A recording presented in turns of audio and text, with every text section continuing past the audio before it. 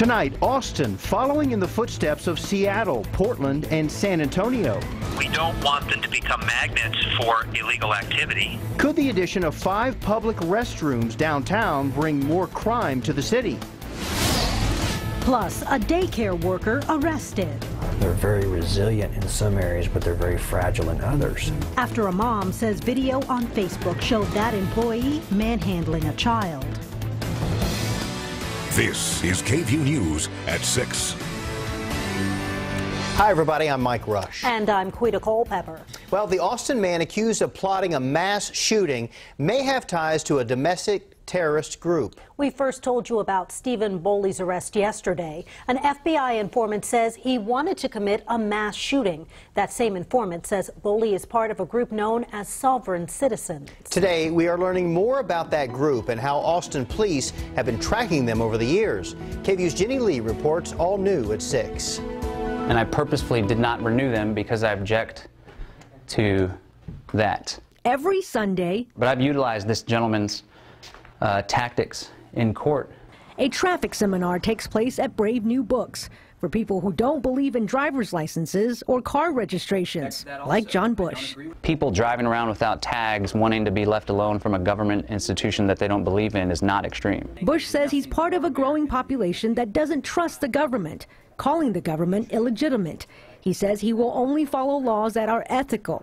He's also calling the investigation into Stephen Boley unfounded. This is yet another example of the FBI furthering their narrative that people that object to the federal government's authority are extremists and should be considered dangerous and crazy and weird. Bush says he seeks sovereignty in everything he does, but he doesn't identify with the group Sovereign Citizens. Many he considers friends. And everyone that I know that's been a sovereign citizen is the most peaceful person you can imagine. Austin police are also familiar with Sovereign Citizens. Commander Daryl Jamail says they have seen an increase of Sovereign Citizens and cases involving them since 2008.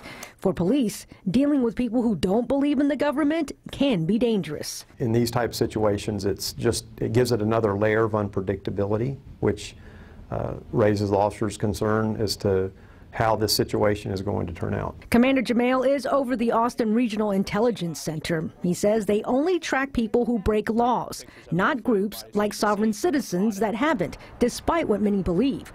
Police say, like with any organization, there are extremists, making the radicals within the group domestic terrorists. Meantime, Bush says his ideas are being embraced more and more, as he plans to open 3 new locations next month. Jenny Lee, KVUE News. One person has died after a fire broke out in Page early this morning. It happened at a house this morning on Travis Road. Bastrop County Sheriff's deputies found the body inside but have yet to identify the victim. The fire remains under investigation. New tonight, a $1 million wrongful death lawsuit has been filed against the pickup driver involved in the deadly church van crash in Uvalde County. That suit was filed by a family member of one of the victims, accusing Jack Young of gross negligence for allegedly smoking marijuana, taking prescription pills, and texting while driving. That head-on crash killed 13 people from a New Braunfels church last month. Witnesses say they saw Young swerving across the highway moments before the crash. Also new tonight, Cedar Park police have identified the woman killed in a crash last night. 17-year-old Victoria Celeste Decay of Belton was driving along 183A toll road near the Park Street Bridge. A witness told police she drifted to the right and hit a barrier. Decay was thrown from the car and died at the scene. Her passenger suffered serious injuries. A Texas 10 most wanted fugitive, 58-year-old Billy Wayne Gilliland, is in custody tonight after being captured Friday in Harris County. Gilliland, a member of the Aryan Brotherhood of Texas gang, received a life sentence for murder in Liberty County in the 1980s and was released on parole in 2014. Authorities were then unable to locate him. He remained at large until his capture Friday. So far in 2017, DPS and other agencies have arrested 5 Texas 10 most wanted fugitives and sex offenders.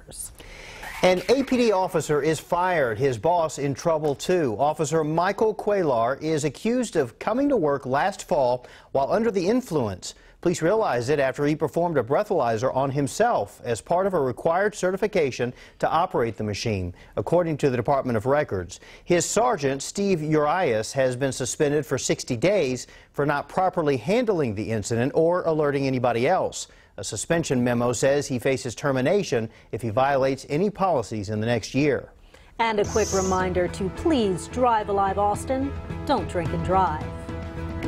And here is some time-lapse video from today. Look at those clouds moving. We're showing the clouds disperse in time to make for a pretty gorgeous evening. It's nice to have the sunshine back. Yeah, it sure is. We send it over to Albert Ramon, tracking some consistency for the next couple of days before a little cold front Friday. Hey, Albert. Hi there. Yeah, you notice those clouds, they're kind of bubbling up, but they're not really towering. There's not a whole lot of vertical development. So we have a fairly stable atmosphere over much of central Texas. Just a couple of showers on the radar right now. The showers that we're approaching places like Hutto have pretty much fallen apart. Temperatures are cooling into the upper 60s at Bastrop and also in Giddings, and north of Giddings near Lexington, northern Lee County, one lone shower there. But for the most part, a lot of us are going to stay dry this evening. Just a quick passing shower, pinwheeling around this area of low pressure that's focused due south of Bastrop. So quick passing shower tonight. Also a quick shower possible mainly east of Austin tomorrow. Will lower the rain chance all the way down to 10% by Thursday. Well, one thing we're going to be ready for by Friday is lower humidity and some cooler temperatures. We've got both for the weekend forecast. That's coming up. Looking forward to that one. All right, thanks, Albert. Well, calls for the Texas House to take up the so-called bathroom bill will be answered. Well, sort of. Tomorrow, a House committee will take up House Bill 2899, which will include a revision to prohibit cities and school districts from creating policies regulating bathrooms. KVUE political reporter Ashley Godot is live at the Capitol. And Ashley, some consider this a less restrictive version of the Senate-approved bathroom bill. They do, Mike, and that's because this bill focuses on anti-discrimination ordinances. We spoke with the bill's author, Representative Ron Simmons of Carrollton. He says House Bill 2899 basically says school districts, cities, and counties can't pass ordinances or policies that protect a class of people from discrimination when it comes to multiple occupancy bathrooms, showers, and changing facilities. Simmons says his intent is to prevent having a patchwork of rules across the state on issues that impact everyone. House Bill 2899 says, wait a second, let's take a time out here. And if there's an issue that needs to be handled related to discrimination, which is what the charge is in this, then we need to handle that at the state level.